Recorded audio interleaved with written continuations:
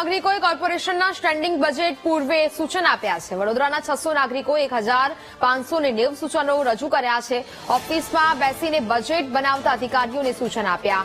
Road રસ્તા, પાણી, ગટર અને વહીવટને લગતા કામો કરવા સૂચન આપવામાં આવ્યા। 15 દિવસથી પાલિકાએ ઈમેલ આઈડી જાહેર કરતા નાગરિકોનો પ્રતિસાદ મળ્યો અને 28 જાન્યુઆરીએ સ્ટેન્ડિંગમાં રજૂ થનાર બજેટમાં સૂચનોનો સમાવેશ થશે। પાલિકાના વિપક્ષ નેતા ચંદ્રકાંત શ્રીવાસ્તવની પ્રતિક્રિયા સામે આવી છે।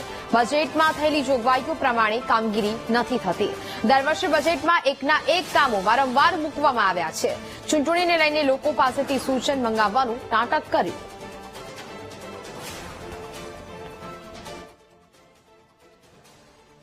16 જાન્યુઆરીથી વડોદરા મહાનગરપાલિકાએ વડોદરા શહેરની જનતા પાસેથી પાર્ટિસિપેટરી બજેટના ભાગરૂપે તેમને વિસ્તારને સ્પર્શતા કામો અંગેના સૂચનો મંગાવ્યા હતા।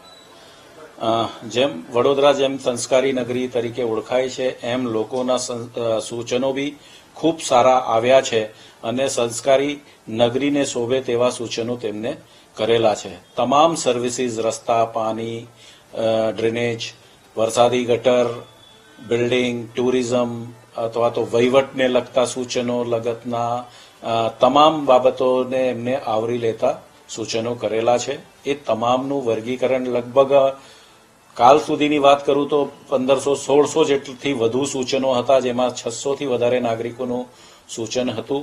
પહેલી વાત તો આપે વડોદરા શહેરના નગરજનોની વાત કરી છે અને વડોદરા શહેરના નગરજનોની આશા અને અપેક્ષા હોય કે અમારું શહેર સારું થાય, અમારો વિસ્તાર સારું થાય, અમારું એરિયા સારું થાય, એટલે લોકો પોતપોતાના વિસ્તારના પોતપોતાની સોસાયટીઓના સજેશન આપ્યા કરે।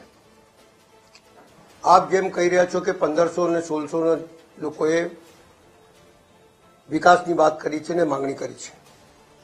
પહેલી વાત તો એ છે કે આપણી પાસે એટલો બજેટ છે કે 1500-1700 લોકોના સજેશન આવ્યા છે અને પહોંચી વળીએ।